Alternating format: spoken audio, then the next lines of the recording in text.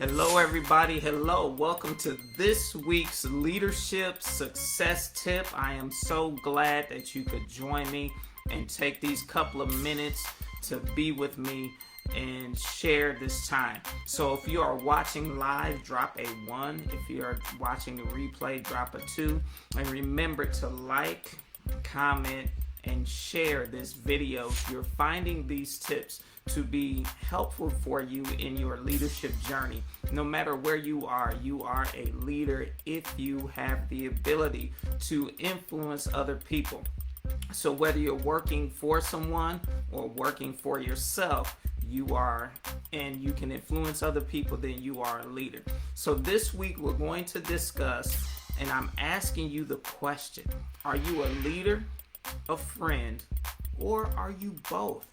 It's very important to know where you are and where you stand with the people you are leading and you have influence over. So I'm going to just quickly define some terms so we can determine where we are on out of those 3 things: leader, friend, or both.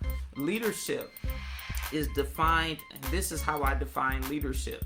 Leadership is influencing people to live out their potential and accomplish the vision. So I know a lot of people say leadership is influence, but I add on to that because influencing people should be to live up to their fullest potential and to accomplish the vision of the team or the organization that you're leading. And the friend, the dictionary says a friend is a person that's attached to another by feelings or affection or personal regard. It also talks about a friend being someone who gives assistance, support, and is someone who's on good terms with another person. So when you think about your role as a leader, it's easy to think about one portion of what is defined as a friend, because as a leader, you should be giving assistance, you should be supporting, and be on good terms with the people you're influencing. You can't influence somebody that you don't have a connection with, so you have to be on good terms with them. And you always should support them in developing their skills and support them as they perform the task for whatever function they are hired in or serving in. And so you always want to provide that support and assistance. Leadership is not sitting in your office and reading reports and shooting out emails. Leadership is being out on the front lines with your people, serving, doing the work. So in that aspect, yes. But when it talks about being attached to somebody by feelings or affection, that's where you want to be careful, because you definitely want to care for your people genuinely, not this fake stuff to try to get people to do things, but you want to have a genuine concern for them. But you don't want to become what I call the best friend forever leader, or the BFF leader, because a BFF leader is somebody that cares for people, has the people's best interests at heart, and doesn't want to seem like they're isolating themselves, which is a good quality. But the problem with being a BFF leader or falling into that mode of leadership is that you fall into the trap of being friend zoned. The people see you as a friend and not as a leader. So now your influence will be limited because of how the people you're leading will view you.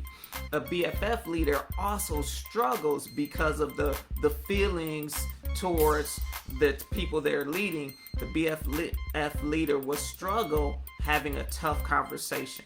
Those conversations where you got to hold people accountable for their performance, or hold them to a standard, or hold them to the values or the policies that are set for the organization. A BFF leader struggles with doing that because they're concerned more about the relationship. While you shouldn't be mean, you definitely need to be able to hold people accountable for what they are supposed to be doing. That's why you are together. And so you have to be able to balance genuine care and concern with those boundaries in order to be successful as a leader. So here are some things you can consider. How do you ensure that you haven't slipped into the friend zone with the people you're leading, and make sure that you're not functioning as a BFF leader? Number one, Consider their feelings by using emotional intelligence, but don't allow the decisions you make to be based solely on the feelings of your team. If the feelings of your team is the only consideration, then you want to check yourself, because you want to consider people, but there are other factors involved that have to be a part of your decision making process. Number two, make sure that you do not emotionally attach yourself in a way that you are looking for your team to meet your emotional needs. This is very important because leadership can feel sometimes lonely, because you're leading someone, you're following someone, and you should have a group of peers who are leading at the same capacity as you.